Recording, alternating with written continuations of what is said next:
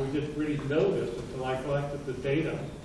There were 28 departments and agencies of the federal government involved in health and medical care. You know, this is 2 years after we passed Medicare and Medicaid. The National Institute of Health already existed, and we had a large investment in veterans hospitals and in Department of Defense hospitals, and we were spending money at NASA in medical research related to weightlessness.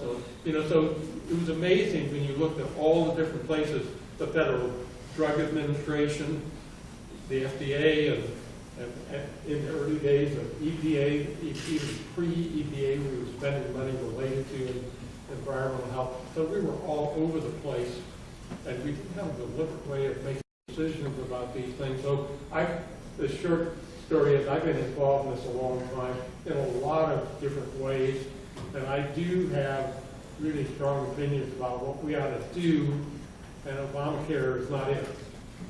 All right, so let me tell you what I believe is it. So in 1976, this really makes me old, I convinced President Ford that he should propose, which he did, that we enact legislation to accomplish what the quote that you read back, that we should basically say, if you're lucky enough to be an American, you should have financial access to the health and medical care you need. As a basic principle for the American people, you should have financial access. Now, what Obamacare didn't do, that I convinced President Ford we should do, is say to the American people, everybody understand this principle again. The government doesn't have any money, it doesn't take away from you. And so what we're going to do is mandate on the American people that you will not reach into your neighbor's pocket for the financial access you need for health and medical care, because we're going to require you to have a catastrophic health insurance policy that you pay for, okay? And so if you're rich and you want to have $1 million deductible and co-insurance, and you clearly have the means to pay the front end before the insurance kicks in, go ahead. Go ahead. You have to demonstrate you've got financial capacity to pay for everything above your deductible. So for most people it means you would have to have a catastrophic health insurance policy that provides after the, let's say after the first 50,000 or after the first 100,000, you've got enough assets to pay for everything up to that catastrophic limit. All right, so what you mandate is that people will not reach into their neighbor's pocket when they have a really serious illness. Up to that point, they're paying for their own, out of their own pocket, okay? And what they said was, think about this, for people who have no income, no wealth, a catastrophic situation for them is when their kid gets bronchitis in the middle of the night and you need to go to the drugstore to get a prescription. That's a catastrophic situation if you have no income, and therefore, we the people are going to have to tax ourselves enough money to take care of people who can't afford co-insurance deductibles because they have nothing, okay?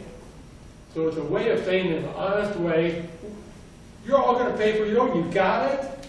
That's the way it is anyway. We've made masks with insurance and things like Obamacare and the confusion that goes with all of that. Instead of having it on top of the table, you're all going to pay for your own, and if you can't, we will.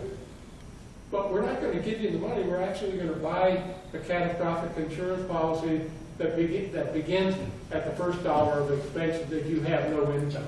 And then it'll feather out when you get up to a higher level so that you do participate if you have the means to participate. Now, you know, for me, you know, there's some of that in Obamacare, but the thing that's not in Obamacare is this. So every year in the United States, let me say 2 million people get an infection every year when they go into a healthcare facility, a hospital, or a nursing home. And it always, almost always extends the length of their stay, which costs money, and too frequently it kills them. So when they give you an infection, it's not much of a gift. Right? Now, here's the irony. Demonstrated, if we put our minds to it, we can eliminate most of those infections.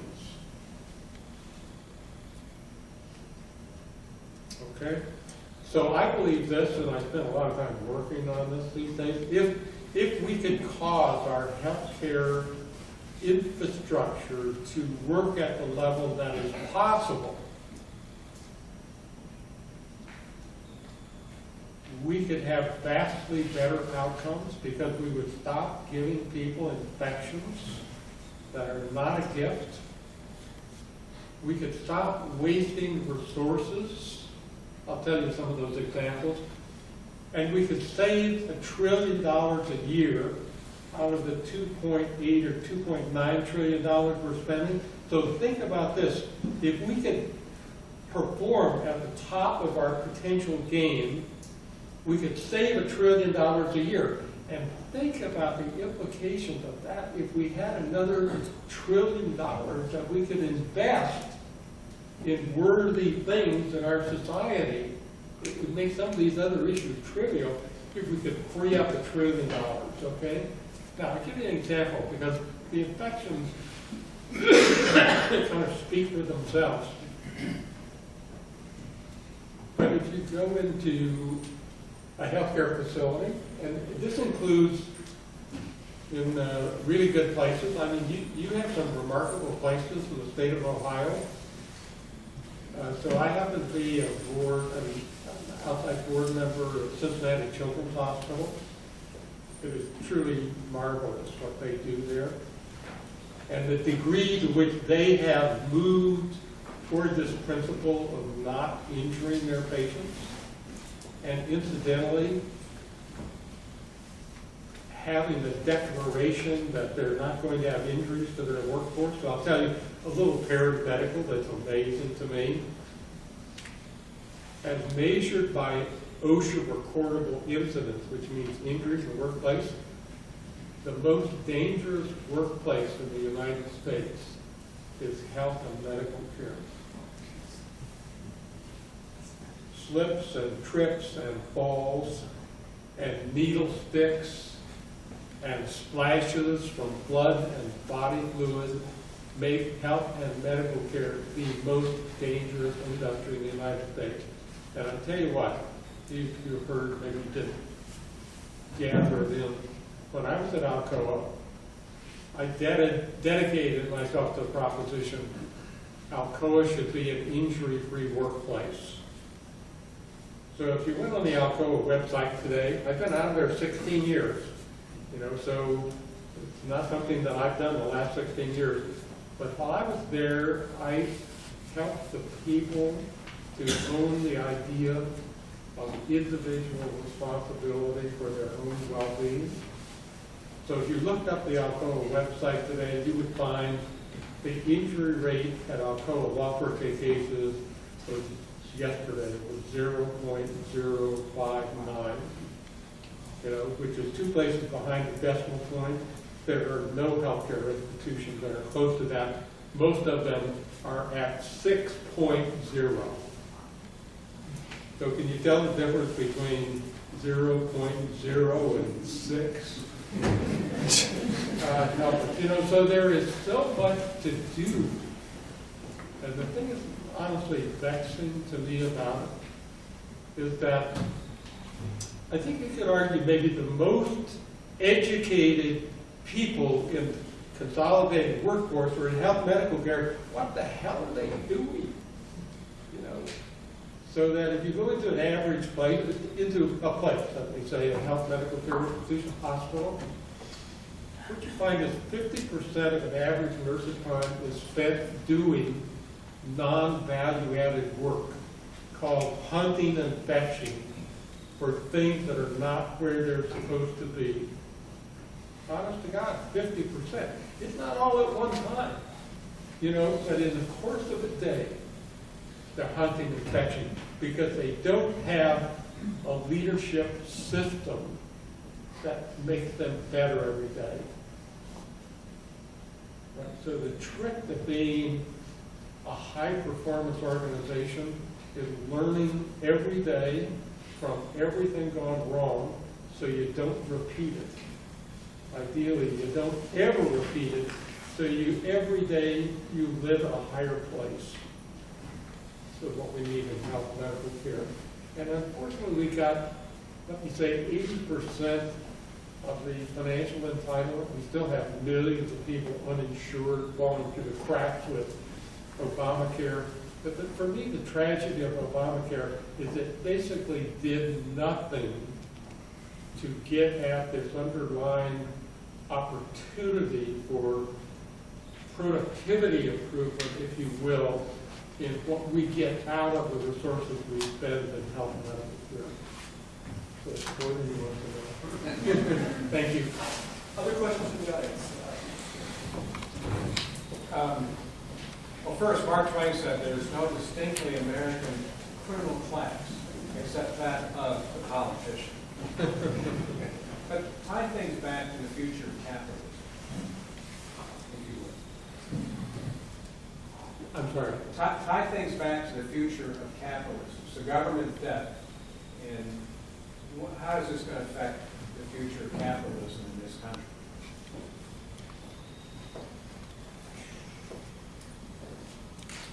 Yeah, so I think it puts it at risk. Because if you look at, you know, I don't want to draw this analogy too closely, but arguably what happened in the wake of the financial devastation in Germany in 1923, was a dictator. And a particular kind of dictator, because the people were so alarmed by what happened to them and to their lives that they were amenable to someone who seemed to have the answer to everything. And I think that's a really dangerous thing in a society when, you know, we succumb to a populist who seems to have the answer to everything. That's a dangerous situation.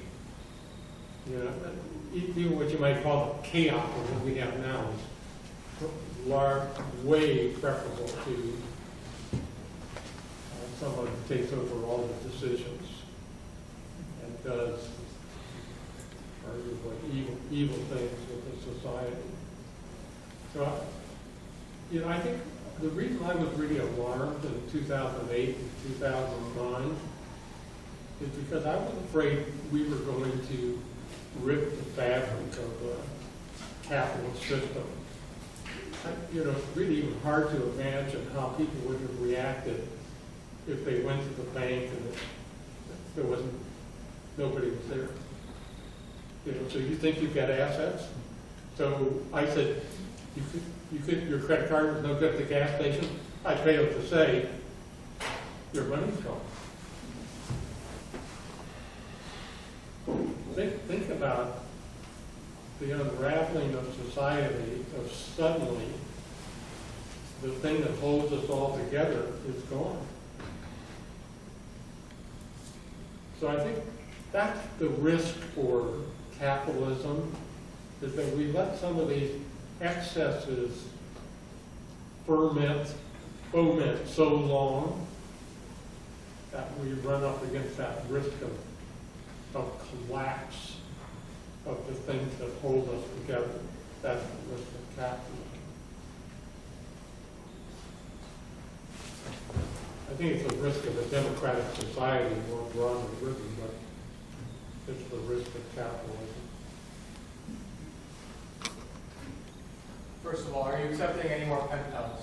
I think I could spend 10 hours talking about this.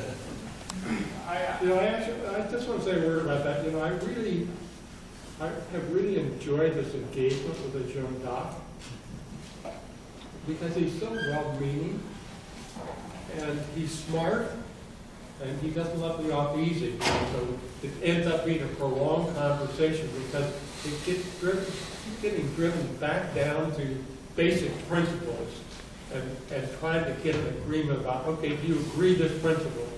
You know, so that he's now saying, okay, yeah, I agree the principle about the government only has money it takes from people.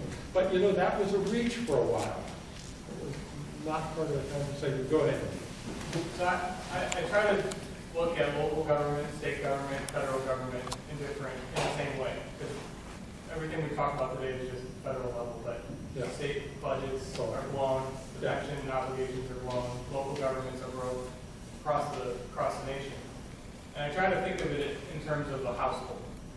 And when politicians promise new programs, they don't think of it in this way. So the way I think of it is, in my household, I need a vehicle to get to work and to do things. But my income can only support a $200 car payment. I get it on the Civic. And then I get a raise this month, and I decide I'm going to get a Cadillac for $400 a month. And then I get a raise next year, and I decide I'm also going to get a BMW. And so I have 3 vehicles now. I've had cash coming in more than I needed, or more than I had. I've already satisfied a basic need, but now I have more money. Instead of using that basic need to do something else with it, I buy more of the same. I invest in something else, but why don't I just pay off that Civic? Now I have a Civic and a Cadillac, and then a BMW.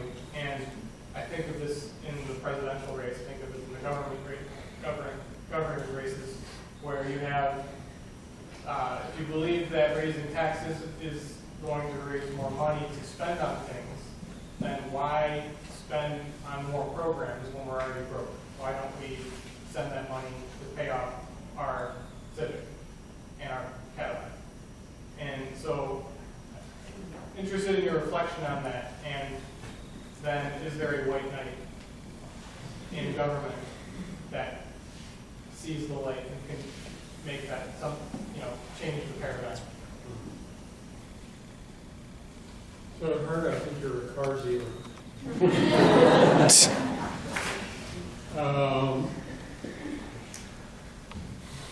It's a really interesting thing. And, you know, if you've watched this movie like I have for a long time and cared about it for a long time, it's interesting to me how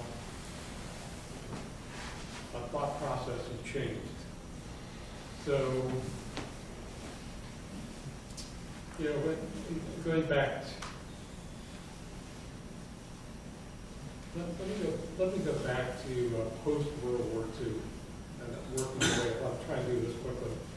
You know, after the Second World War, and the people,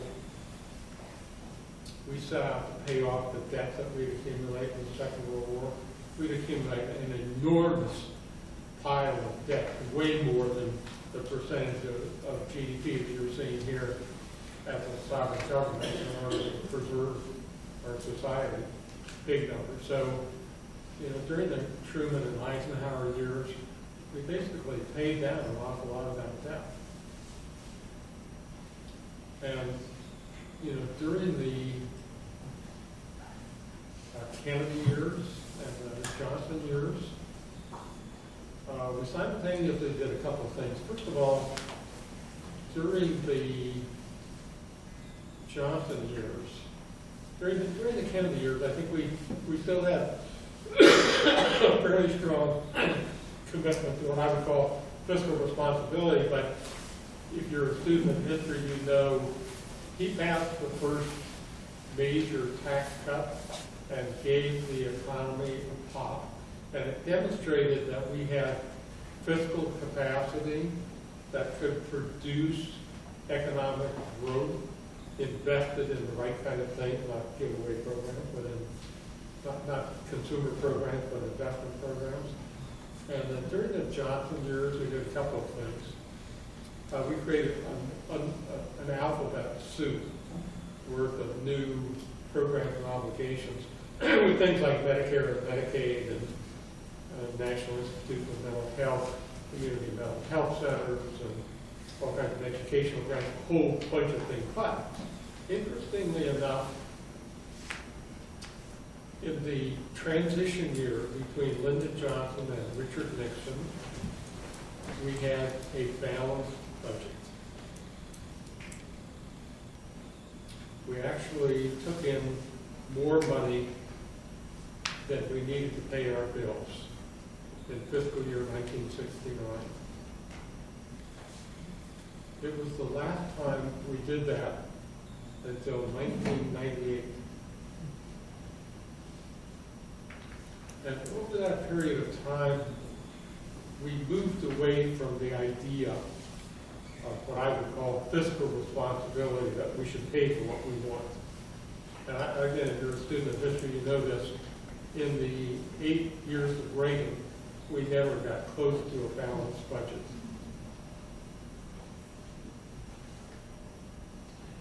So when you see all this stuff about Reagan's fiscal rectitude, you should know we never had a balanced budget. So there was no balanced budget in the Bush 41 time. The balanced budgets came in the last 2 fiscal years of Bill Clinton. Okay, and you know from the Bush experience, he started out with tax cuts and kept doing tax cuts. In 2005, he signed the legislation creating Medicare Part D, which is a prescription drug entitlement for older people, with no revenue. But he created an $8 trillion unfunded obligation for Medicare drug bills. $8 trillion. And maybe your memory is better than mine. I don't remember anybody objecting. Very few people object now. You know, there it is.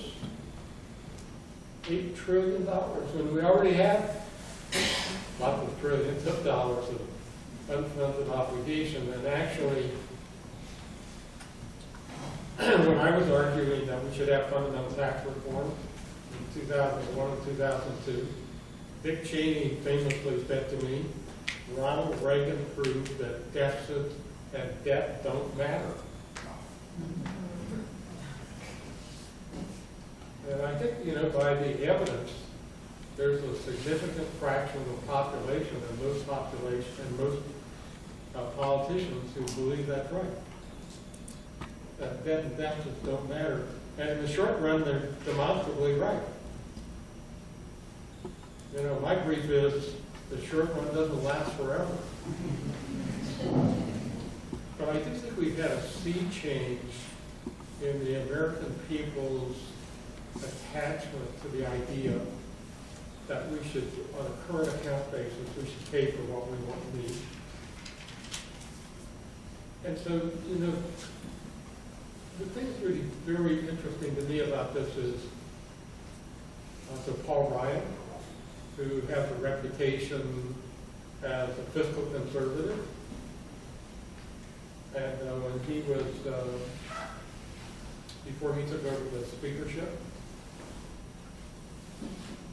you know, when he was, before he was getting ready to run before, he put forward a set of budget recommendations, and he came with experience as the chairman of the House Budget Committee.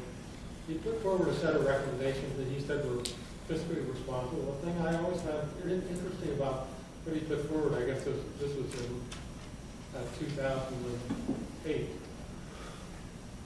2012, is that his so-called balanced budget wouldn't have balanced the budget for 20 years. And I found it really hard to understand, how can that be fiscally responsible that we don't like what we're going to do, and 20 years from now we're going to stop doing it? What the hell is that about?